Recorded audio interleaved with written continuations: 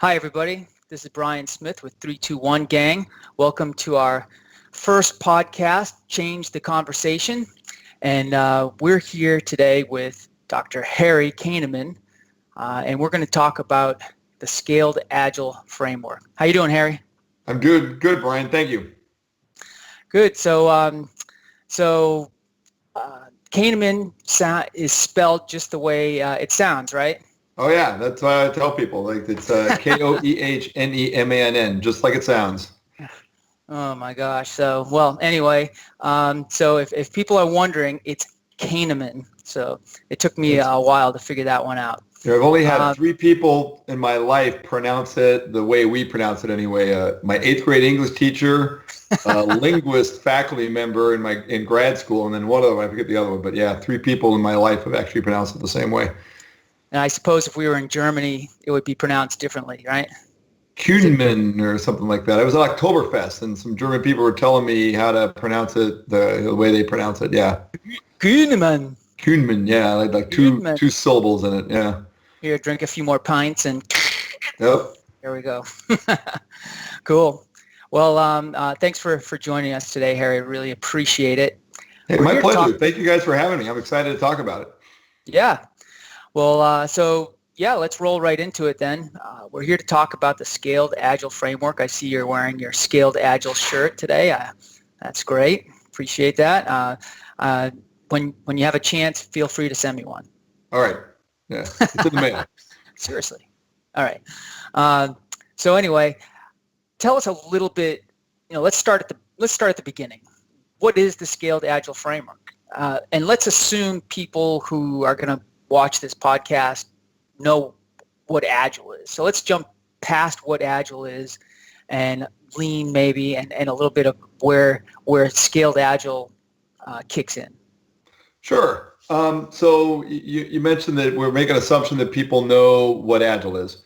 So Agile is really trying to optimize teams, right, around creating alignment and transparency and visibility and coordination around how to align teams on a common goal. And really, the Scaled Agile Framework is just trying to take those same principles and practices and scale it up to a program level, a team of teams, to a large solution level, which is a team of teams, right, for very large systems, and then even up to a portfolio and an entire organization. So it's really trying to take the principles and practices of Agile and Lean and apply them at really enterprise scale, right? And that I think that's a really good summary of its goals and agendas. So do you have to be really large in order to get benefit from the Scaled Agile Framework, or can you be smaller? What's the sweet spot? Where does the sweet spot start, so to speak? That's a great question. And before, say, 4.5, there was a big picture that kind of collapsed into a little picture, and it wasn't really well explained. But there's principles and practices that drive the framework, and those can apply at any kind of medium-sized program. You've got a team, you're doing Agile, and you end up with 3 or 4 or 5 teams. You might start bumping into some needs for some safe things for alignment. You've got 2 or 3 or 4 product owners. Maybe they need more alignment. Maybe you need a product manager to kind of overlay on top of those folks.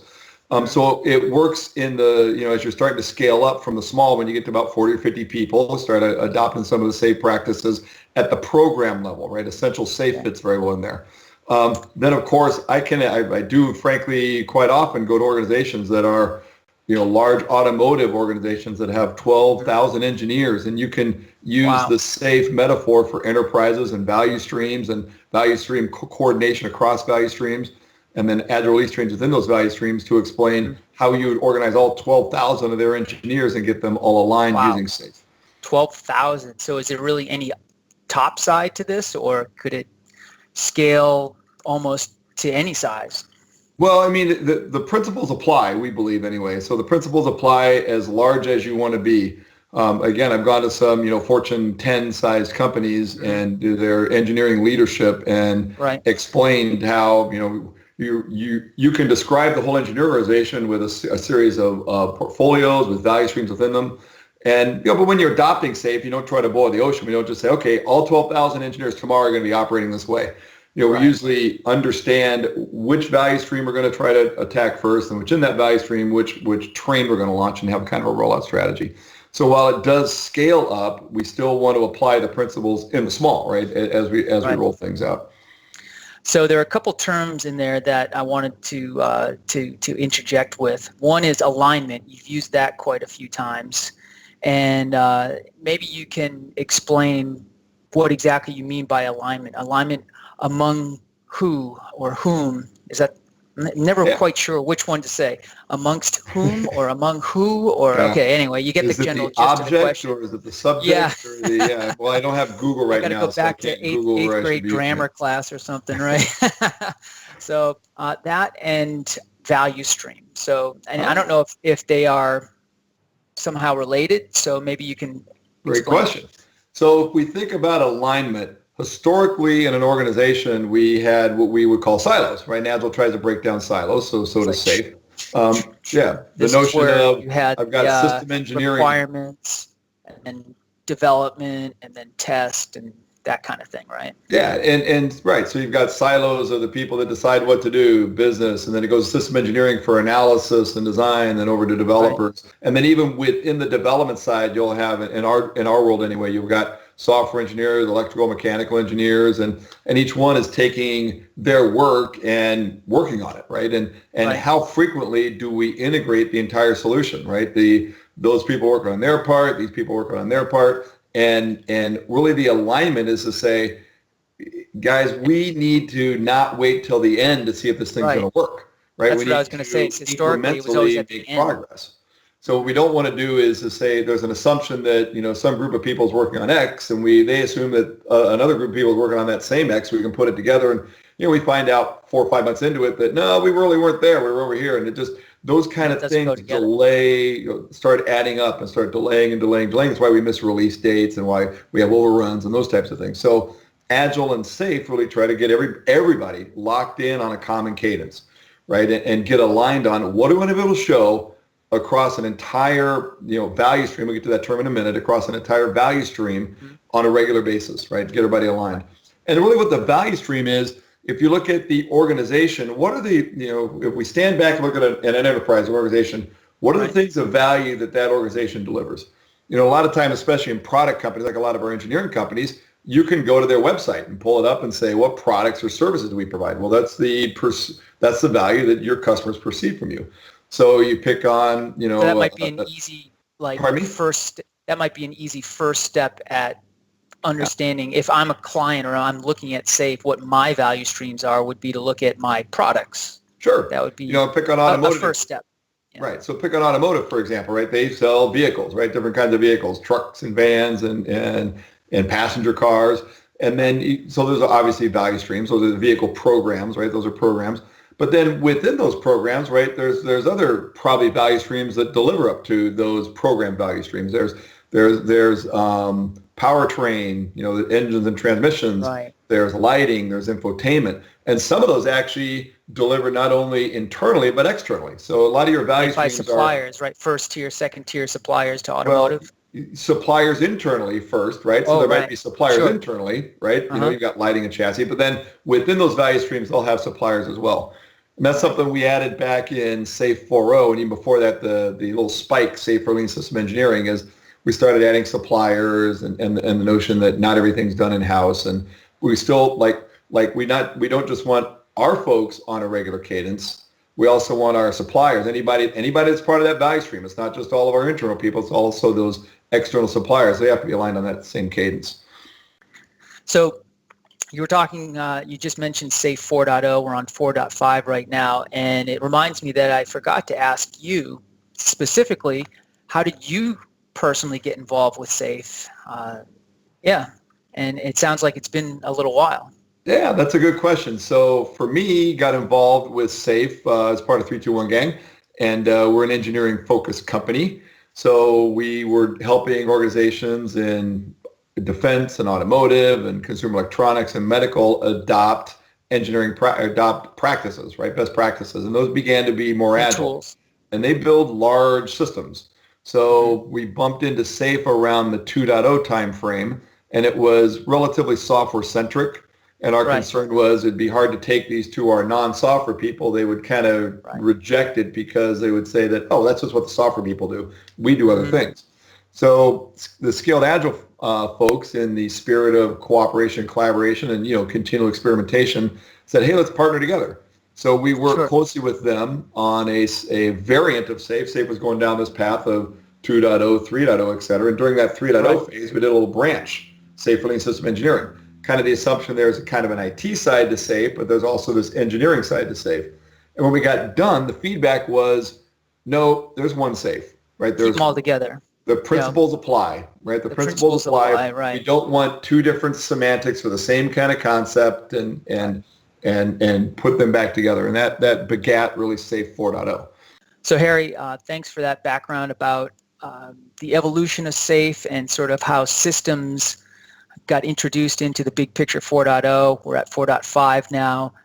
Can you talk a little bit about what changes had to happen to the big picture and the framework to introduce systems into the fold? Sure. There were a few gaps. One is there in SAFe 2 and 3, there was no solution. There was no system, right? It was just, where's the output? Notice on SAFe 4.0 and beyond, there was a solution, right? Value stream, deliver a solution to a customer. There was also, like a product. Especially a lot of our, pardon me?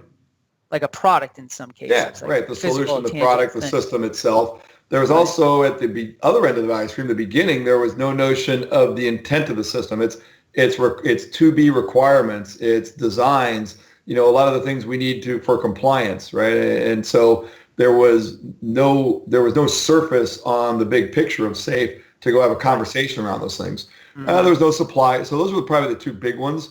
We also added the notion of suppliers and frankly took a little bit of the software-centric stuff out of it. But what's interesting, a lot of the principles apply. Regular cadence, building quality in, so it's kind of easy to pull software-specific things out, but yet some of the agile principles and practices, they generally apply to software or any other development engineering type discipline. Now, what about like documentation, architecture? These are often things that come up when people are pushing on, well, we're different because we have this, or we have compliance documents, or we have regulatory, or we have to do V&V testing, validation and verification. So how does the big picture, how does SAFe address those things? Sure, great question. So historically, SAFe and Agile, they talk about backlogs of work, right? Mm-hmm. And the results of the backlogs of work are typically in that solution, right? That system, that solution that we're building. Mm-hmm. However, some of the things that we do are not the solution. They collect designs, they collect requirements, they collect test results, right? Mm-hmm. And the surface we have on that is a thing called the solution intent. So that's the repository of knowledge about the system, the single source of truth of the system. It houses not just the requirements and design, but anything else we need for regulatory compliance.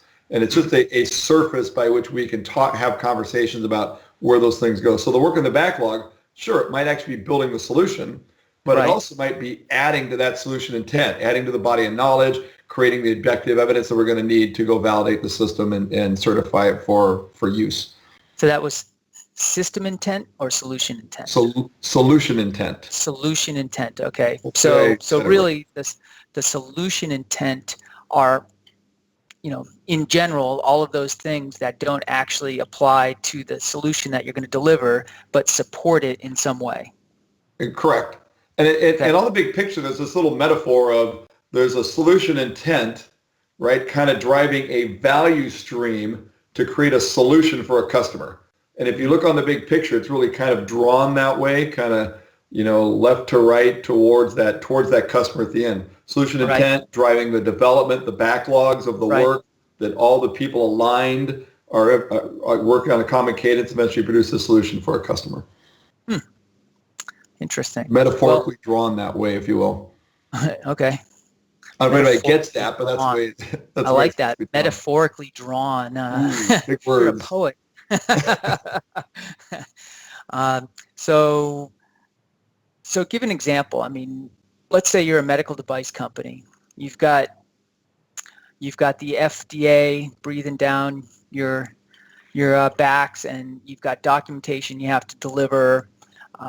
Without going into specifics of the actual compliance, regulatory numbers and letters. I mean, can you provide an example? Absolutely. So there's items on the backlog that are producing our medical device, whatever that device is, right? So we've got work that has to produce that device. Along the way, we can't just release our product in any kind of governed product, whether it be medical, automotive, et cetera.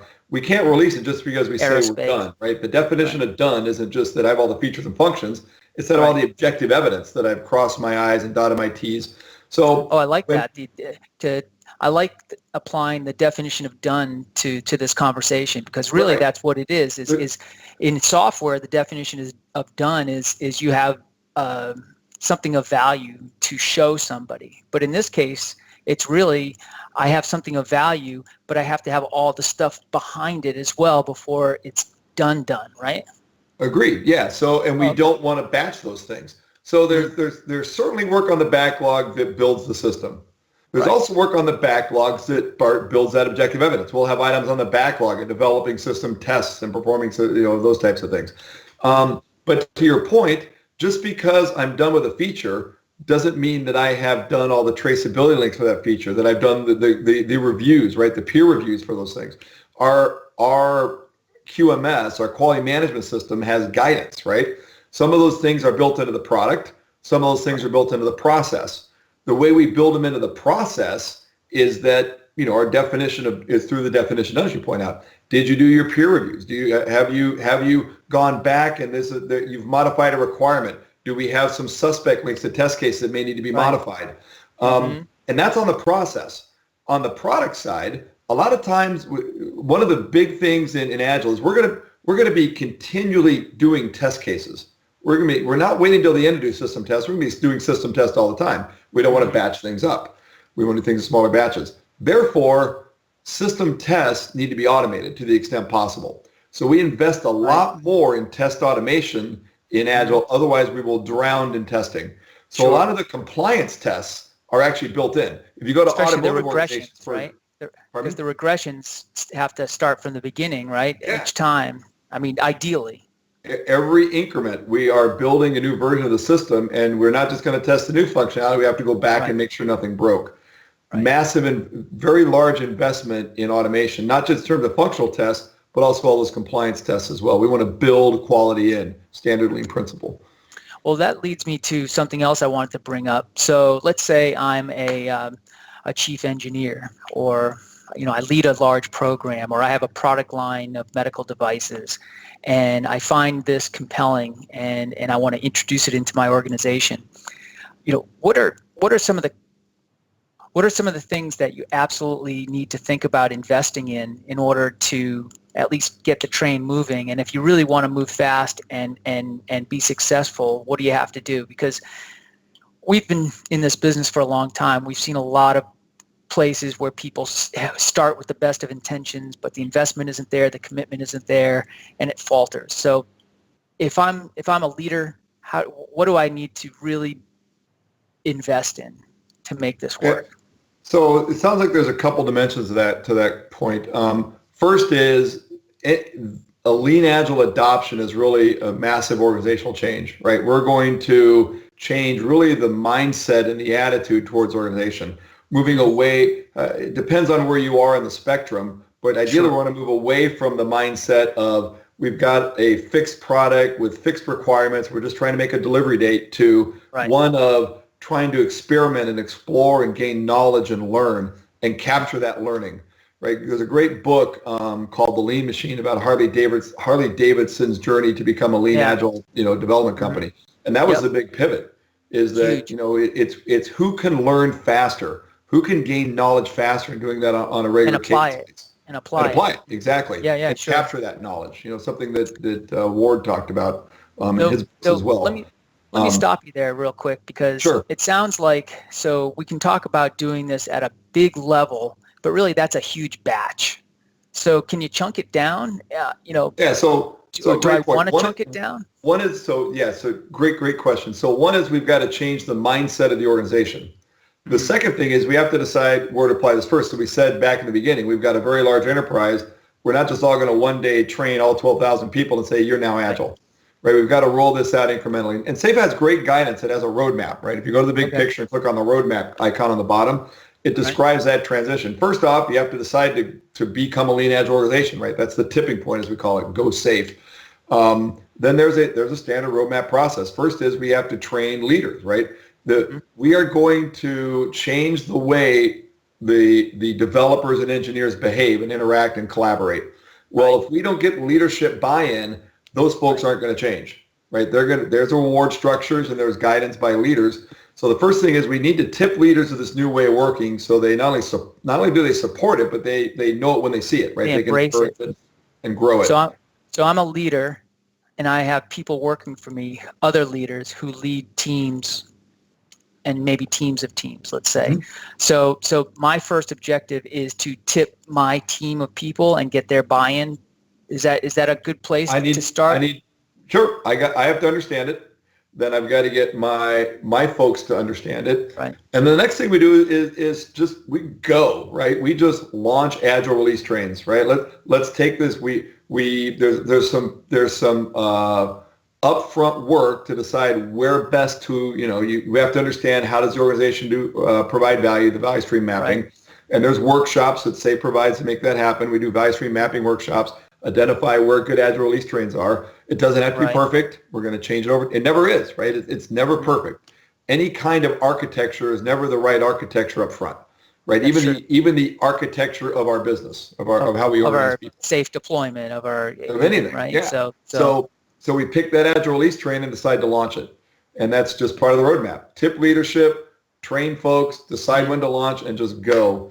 And we have seen, it's surprising to me, and has been surprising to me over the last few years, how much value there is by just picking that group of people and saying, you used to work this way, now you're going to work this way, let's go. It revolutionizes the productivity of those people, their engagement, their happiness, if you will. Innovation, productivity, waste reduction. I mean, I can only imagine if the work they're doing, it creates so much more value as an individual and as a team. You just must feel really good about it, right? It's only natural. We're trying, we create that BAW, as they say. We're trying to create awesome teams, right? High-performing teams. And that's really the goal of Agile. That's the thing we're trying to do, is take the Agile mantras of creating these massive high-performing teams and scale them on up to create high-performing team of teams and team of teams and then high-performing enterprises. So we're coming up on the end of our time box here. Two things I want to do real quick is, can you, in 20 seconds or so, describe what an Agile Release Train is? Sure. And I don't know if you can give an example of in the medical device industry, for example. Sure. So an Agile Release Train is a virtual group of people, virtual organization aligned around producing a solution. So pick a medical device, for example, some kind of monitor, right? We might need people that know how to put leads into skin. It might have, some kind of transmission to a cell phone, right? For glucose, for some kind of monitoring. Sure. Then I got to write the cell phone app that talks to this thing and phones home with people. And then I've got the back-end systems that are able to process that. There's a lot of IT-centric stuff, device-sensitive stuff, and skin monitoring and adhesives on skin. All kind of knowledge and skills that have to exist to produce that solution. The end-to-end product that as a consumer, I expect to have that work. We don't want those people than a value stream? We don't want those people operating in isolation. Instead, we want them aligned on producing this solution. So we take what are probably people that are in different parts of the organization, and we say, you're now a virtual organization, go. Right? You are aligned around producing this solution for some period of time, whatever it is, and we keep them together to produce that solution, which may be a single product or might be a series of product variants that occur. We have product lines in the engineering systems we build. So is an art a superset or a subset of a value stream? Yeah, good question. So the art is SAFe's organizational construct. There's a lot of great practices and principles around and guidance around how to get those people to coordinate. And art can implement a single value stream if the value stream is small enough. And the value stream is really more of a higher level construct that says this is a group of people that produce a solution for someone. If it's 50 people, well, we like to say that Agile Release Trains are kind of 50 to 125-ish, in that size. So if you got a value stream that's about that size, great, it's one art. If you have a value stream that's, the powertrain at General Motors, right? That's a group of probably 800 or 900 people. Too big for a single Agile Release Train. There's probably multiple Agile Release Trains in that powertrain group at General Motors, that value stream. Okay. Well, we're going to wrap it up here a little bit. Sort of where we're leading with this podcast is you're putting on a webcast on February 13th, I believe, and I'm going to have to refer to my notes here. How to revolutionize the medical device development process in 2018 and beyond. And pretty beyond, catchy. on. That's a pretty catchy title, huh? Yeah. Did you come up with that? Well, Might have been a marketing person. Might have been a marketing person helped with that. Yeah, right. Well, I'm an engineer. So, I just said, hey, come see my talk. Right. Well, I mean, so referring to my notes again, I apologize. Medical device market is pretty competitive. Time to market, predictability, productivity, quality, engagement, and innovation. Those are all, according to the surveys that we've looked at recently, are some of the top concerns for medical device companies. So this February 13th webcast, and for those of you who want to register, there's a link below this podcast. Can you real quickly give us an overview of what you're going to cover? Sure. So you mentioned all those value propositions like better quality, faster time to market, higher productivity of our engineering development, our PEEPs. Those are all well-known, byproducts of adopting Agile, right? Getting people better aligned to produce a solution, right? Those are the outcomes that we see. So we want to talk about how to handle that in the medical device industry. We alluded to some of those things, right? Getting everybody aligned on a common cadence, aligning them around value, building quality in as well as building compliance in, right? Don't batch all the compliance stuff to the end and hope you got it right. Incrementally, we should be seeing strides for meeting our compliance. We're going to talk in much more detail about all those items in the podcast or in the webinar, excuse me. Well, hey, Harry, let's wrap it up here. Dr. Harry Koehnemann, thank you so much for joining us. Always a pleasure to talk with you. And great talking with you, Bryan. And we'll see you on February 13th for how to revolutionize the medical device development process in 2018 and beyond. Awesome. See you next time on Change the Conversation. Okay, bye-bye. Bye.